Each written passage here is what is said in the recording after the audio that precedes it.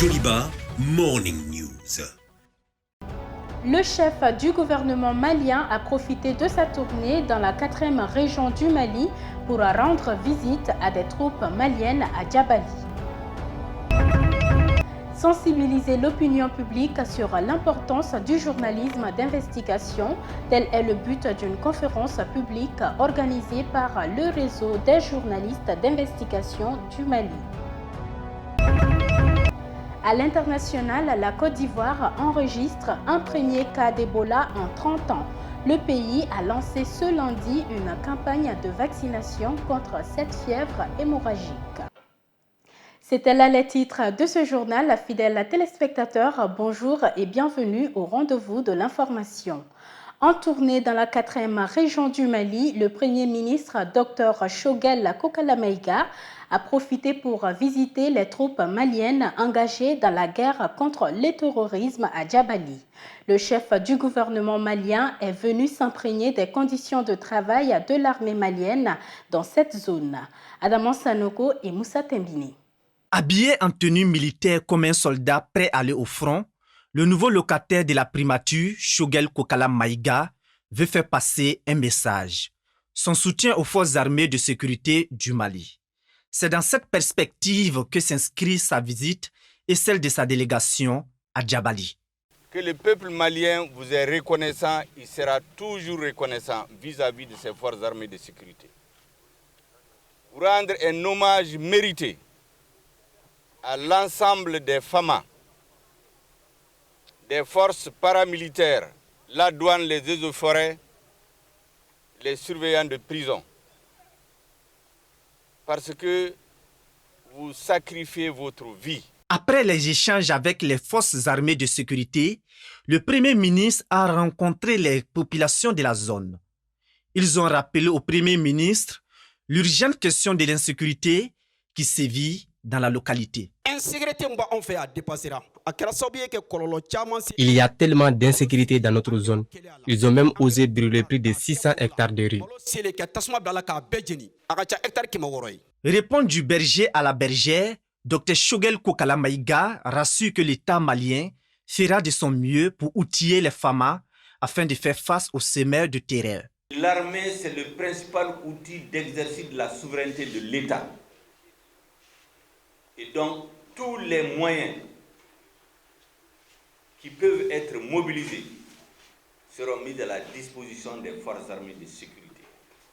Les moyens dans les limites de ce que peut l'État malien. Toutefois, il invite les populations à collaborer plus avec les garants de la sécurité pour que cette transition puisse répondre aux attentes de tous les Maliens. Ce lundi 16 août 2021, le premier vice-président de l'Union pour la République et la démocratie, professeur Salikou Sanoko, a adressé une lettre aux membres du bureau exécutif national et aux secrétaires généraux des sections de l'URD pour attirer leur attention sur la signature d'une pétition en cours aux fins de l'organisation d'une conférence nationale extraordinaire de l'URD. Fontajara.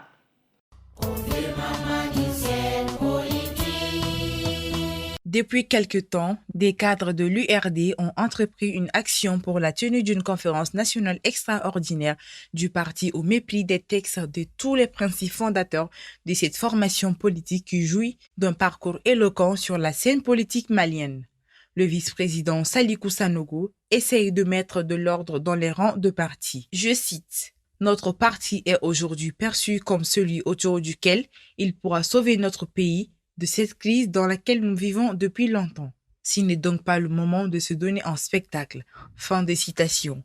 Pour la sauvegarde de la cohésion et l'unité de notre parti, j'exhorte les initiateurs de cette action à y mettre fin immédiatement. Je vous rappelle que vous n'avez nullement besoin de passer par des voies détournées pour demander l'organisation d'une conférence nationale du parti. Un phénomène qui traduit la motivation des collaborateurs de Soumaïla Cissé. Selon certaines observations, depuis la mort de Soumaïla Cissé, certains de ses collaborateurs ont abandonné son parti et Salikou Sanogo se sont délaissés et appellent l'implication et la cohésion de tous les membres de l'URD.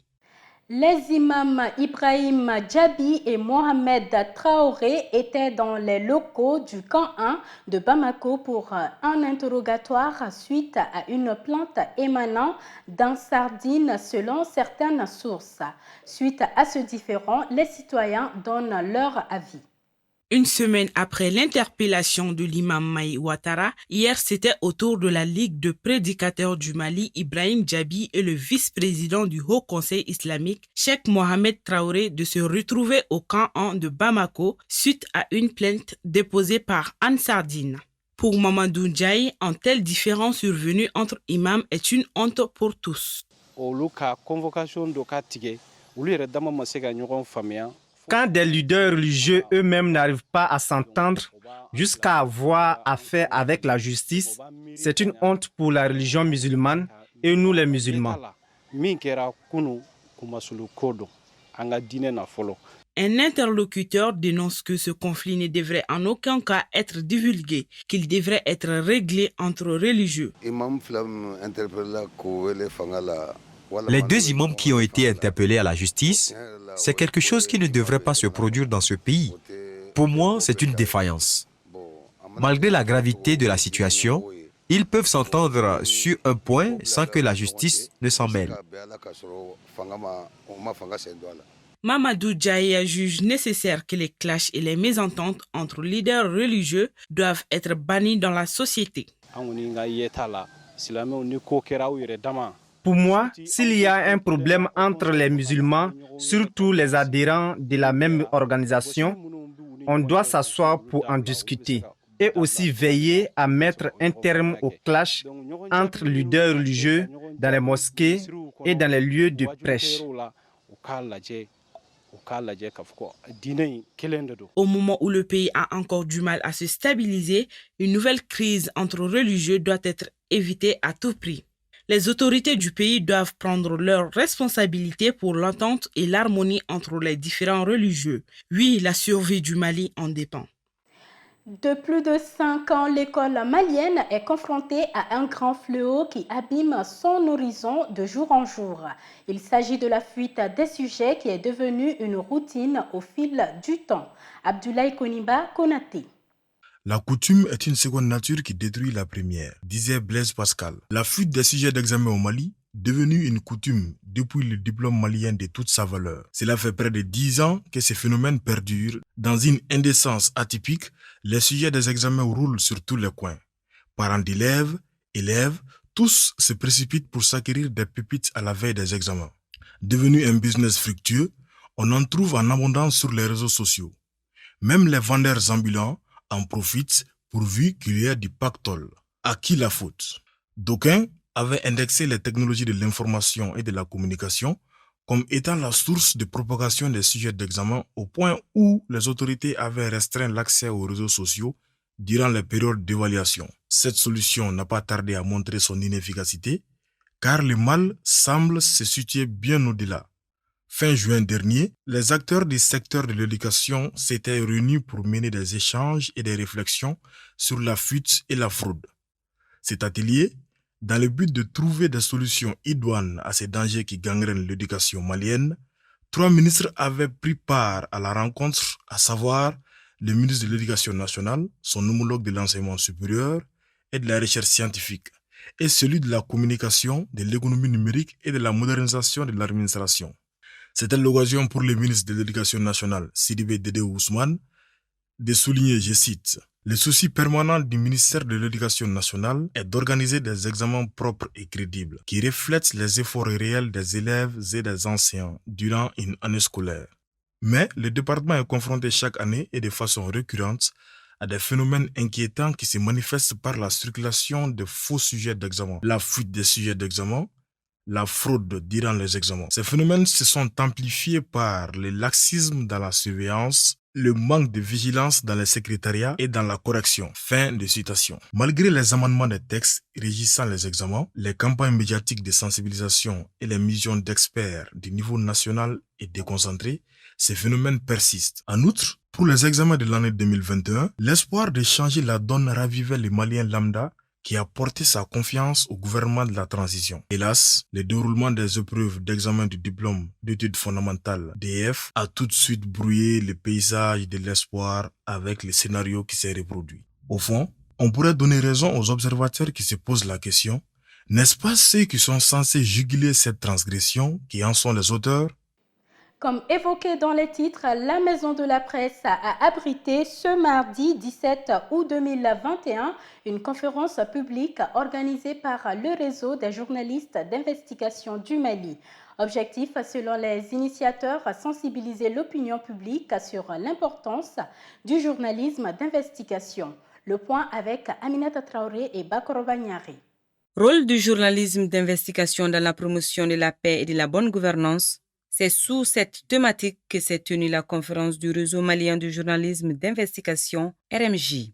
Chaka Doumbia estime que le gouvernement a un rôle clé à jouer dans la protection, l'indépendance des médias. Le RMJ invite le gouvernement de la République du Mali à accélérer le processus d'adoption d'une loi d'accès à l'information et d'une disposition législative portant protection des lanceurs d'alerte. Le RMJ lance ici un appel aux organisations de la société civile, aux associations de presse, pour faire le plaidoyer dans ce sens, afin que plus rapidement le gouvernement malien puisse adopter ces dispositions qui vont faciliter notre travail. Les participants de cette rencontre affirment avoir beaucoup appris et saluent l'initiative.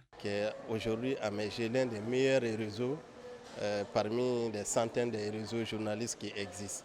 Moi, je pense qu'aujourd'hui, les journalistes doivent aller vers l'investigation. Nous sommes là avec le réseau des journalistes d'investigation du Mali pour débattre de cette thématique de la corruption. Et je salue l'initiative, c'est à encourager et je pense qu'il y en aura beaucoup d'autres. David Dambélé, secrétaire chargé à la communication des relations extérieures des journalistes d'investigation de la cellule Norbert Zongo, a mis en lumière quelques enquêtes réalisées par les RMJ depuis sa création en 2016 au Mali. Notons que cette rencontre se veut un rendez-vous incontournable de plaidoyer dans la promotion de la bonne gouvernance et de la liberté d'expression. Le dossier de la rédaction s'intéresse aujourd'hui au monument Maliba. Le Maliba, monument représentant l'hippopotame, symbolise la puissance. À tort ou à raison, l'animal est supposé être à l'origine du nom de notre pays. Aruna Salia connaît pour plus de détails. Situé sur le boulevard de l'Indépendance, à la montée de l'échangeur Bamemba, se dresse le monument hippopotame, communément appelé Maliba. L'hippopotame est représenté comme un animal à la force tranquille. Notre pays, en accédant à l'indépendance le 22 septembre 1960, a pris le nom Mali de l'une des formations étatiques évoquant l'âge d'or de l'histoire de l'Afrique subsaharienne. Entre le 8e et 13e siècle, il dominait tour à tour les vastes contrées de l'Afrique occidentale et sa renommée allait au-delà du Sahara et de la Méditerranée. Selon une version de la Direction nationale du patrimoine culturel du Mali, le mot Mali signifierait, en langue nationale bamanankan, l'hippopotame, un symbole de la puissance en eau douce. D'autres versions défendant la thèse que l'hippopotame, en bambara Mali, n'est pas à l'origine du nom du pays. Le monument a tout de même été inauguré en 1998. Il est l'œuvre de la Société coréo-malienne de décoration. Comme beaucoup d'autres monuments de la ville, il est victime du phénomène de l'affichage sauvage.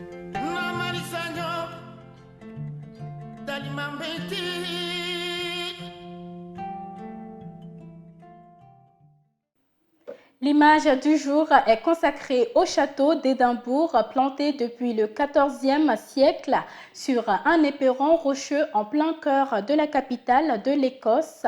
Le château d'Édimbourg domine la ville du Haut de Castle Hill. Témoin de l'histoire douloureuse qui se joua entre l'Écosse et l'Angleterre, le château fut à partir du XIe siècle le symbole des rivalités entre ces deux nations. Il a été utilisé dans un but militaire depuis près de 300 ans.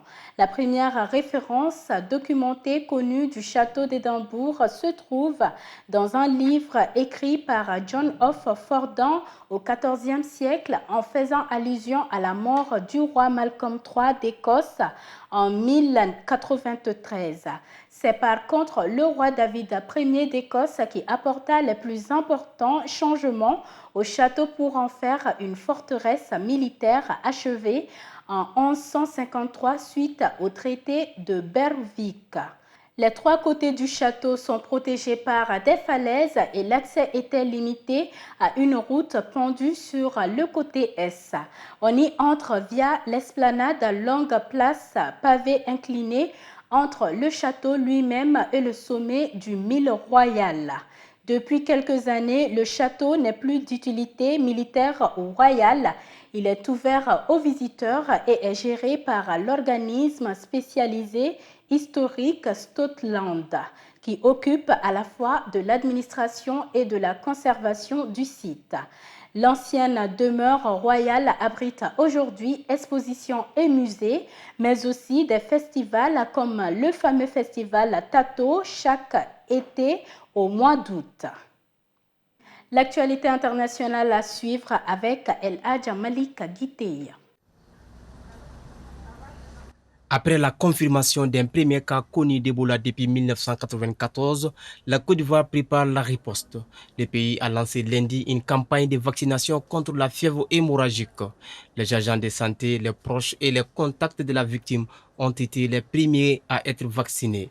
La Côte d'Ivoire a reçu 5000 doses en provenance de la Guinée. C'est justement de ce territoire qu'est venu les cas identifiés dans la capitale économique ivoirienne au cours du week-end.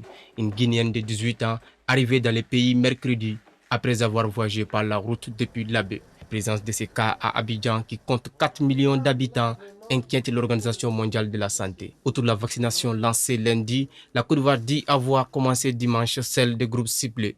La découverte d'Ebola en Côte d'Ivoire intervient près de 2 mois après que l'agence sanitaire de l'ONU a déclaré la fin de la deuxième épidémie en Guinée, qui a débuté l'année dernière et a fait 12 morts.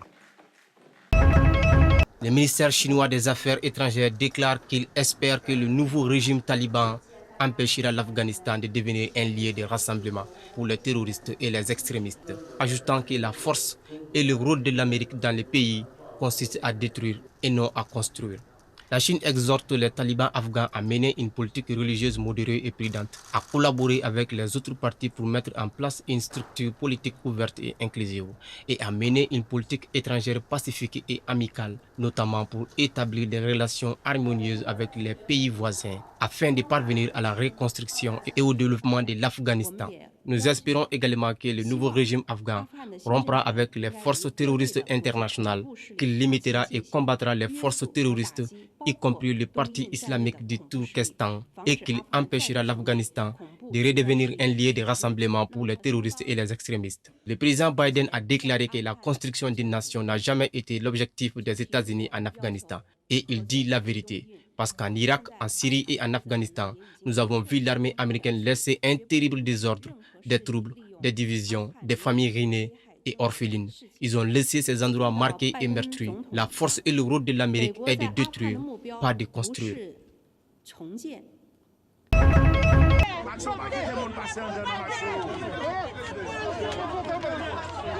Luttant contre les séquelles d'un séisme de magnitude de 7,2, les Haïtiens font face à une nouvelle menace alors que la tempête Grace se dirige vers la nation appauvrie.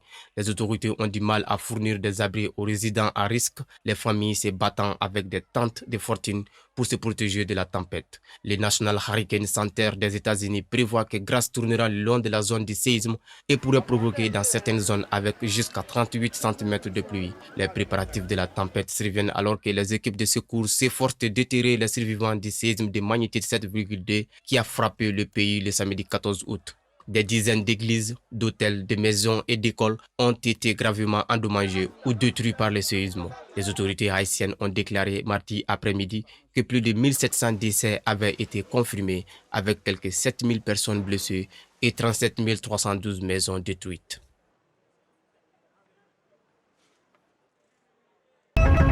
Airport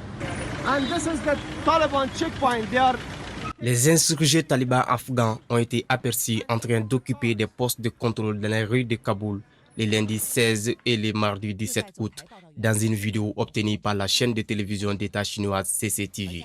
Les postes de contrôle ont été installés sur des routes encombrées près du palais présidentiel et de l'aéroport international Hamid Karzai. Des milliers de civils ont tenté de fuir la capitale assiégée par avion. Les talibans ont pris le contrôle de l'Afghanistan en quelques jours au lieu des mois prévus par les services de renseignement américains. Dans de nombreux cas, après que les forces gouvernementales démoralisées se sont rendues malgré des années d'entraînement et d'équipement par les États-Unis et d'autres. Le président Ashraf Ghani s'était enfui dimanche 15 août alors que les militants islamistes entraient à Kaboul pratiquement sans opposition, affirmant qu'ils voulaient éviter une effusion de sang. Mesdames et messieurs, c'est la fin de cette édition. Merci à vous de l'avoir suivi. Très bonne suite de programmes sur Joliba TV News.